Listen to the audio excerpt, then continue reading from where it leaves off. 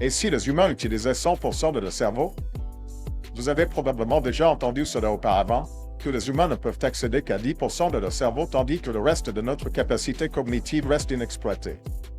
C'est un mythe largement répandu avec de nombreuses origines différentes, mais l'idée générale semble découler de la croyance erronée que 90% de l'organe cérébral est constitué de cellules gliales qui servent simplement à relier les neurones.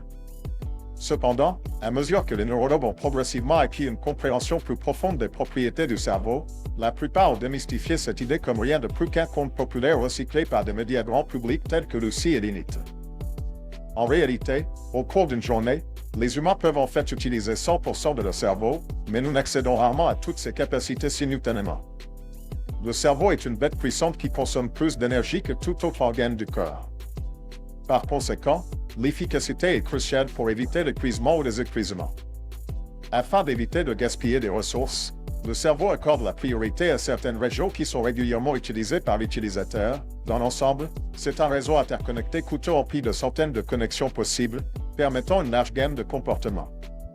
Mais à mesure que les humains établissent des routines, le cerveau commence à privilégier des voies neurologiques spécifiques pour augmenter la productivité, tandis que d'autres régions sont sollicitées plus sporadiquement. Bien que cette méthode économise de l'énergie lors de l'exécution des tâches quotidiennes, une dépendance excessive entraîne une diminution de la flexibilité et la formation d'habitudes, bonnes ou mauvaises. Les habitudes peuvent être difficiles et ennuyeuses à rompre, mais le cerveau n'est jamais totalement adapté et peut efficacement apprendre de nouvelles astuces avec un peu d'effort. Cependant, même si le mythe de 10% est faux, l'idée générale selon laquelle les humains ne réalisent pas leur plein potentiel reste vraie. La neuroplasticité est un mot à la mode dans le cercle de recherche sur le cerveau. Elle décrit la capacité du cerveau à se reconfigurer et à former de nouvelles connexions neuronales, nous permettant d'apprendre de nouvelles choses. D'un point de vue évolutif, cela aide le cerveau à compenser toute région qui pourrait avoir perdu sa fonctionnalité en raison d'une maladie ou d'une blessure. Ce processus n'est pas automatique et nécessite que les neurones soient stimulés de manière répétée en effectuant des activités, ce qui renforce les nouvelles voies. Stimuler un plus large éventail de connexions en essayant de nouvelles choses ou en répétant des compétences établies peut améliorer votre neuroplasticité, ce qui se traduit par un apprentissage plus rapide et une flexibilité accrue. La pratique rend parfait n'est pas seulement un vieil adage, car la performance répétée est corrélée à une connectivité neurologique plus élevée. Par exemple, un guitariste professionnel maîtrise de nouveaux riffs plus rapidement qu'un amateur, car son cerveau consacre des sections beaucoup plus grandes au mouvement des mains qu'une personne moyenne. Mais si passer par les mêmes schémas est ce qu'il y a de plus pratique, quel serait même l'intérêt d'utiliser 100% du cerveau? Eh bien qu'il n'existe pas de super médicament capable de libérer le potentiel latent de quelqu'un, utiliser toutes les régions du cerveau devrait conduire à un mode de vie considérablement amélioré. Les deux hémisphères travaillent ensemble, mais plus le cerveau peut passer rapidement d'une pensée analytique à une pensée holistique, puis il pensera de manière complexe, créative et probablement efficace. En vérité, la dernière chose que quiconque devrait vouloir est que le cerveau active littéralement 100% de ses neurones en même temps, car une surstimulation provoquerait probablement une crise. Si vous vous efforcez vraiment de débloquer votre plein potentiel cognitif, certains experts estiment que la synchronisation cérébrale est la clé. La plupart des situations impliquent des éléments, logiques et émotionnels, mais les humains ont tendance à se concentrer davantage sur l'un que sur l'autre.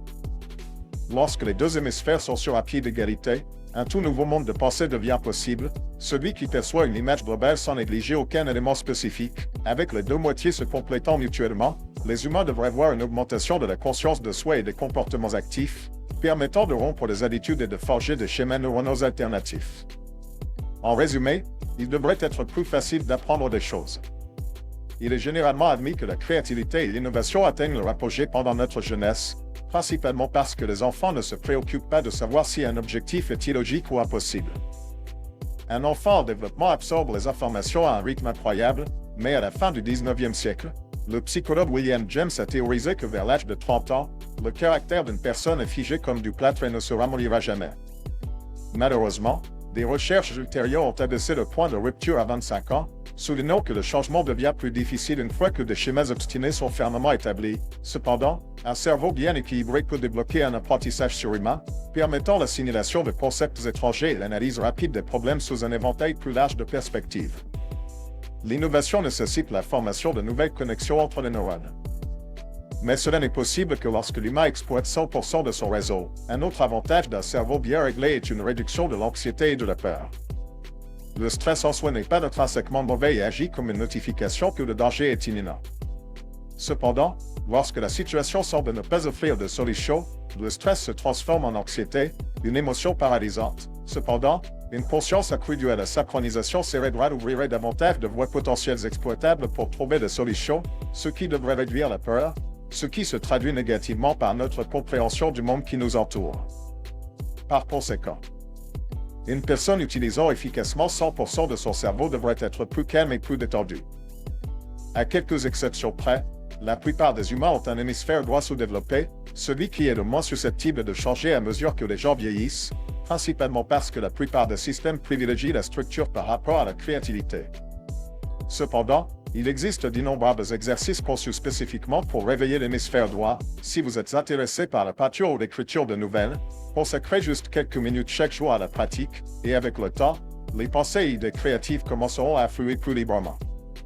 Finalement, vous remarquerez que vos processus de pensée sont plus flexibles et variés.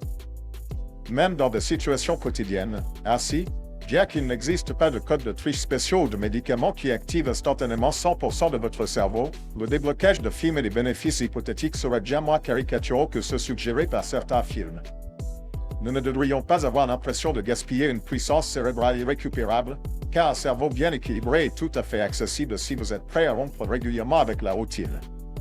En mélangeant et en vous mettant au défi, vous chassez la poussière des coins cognitifs les plus sombres, et les récompenses d'un cerveau équilibré en valent définitivement la peine.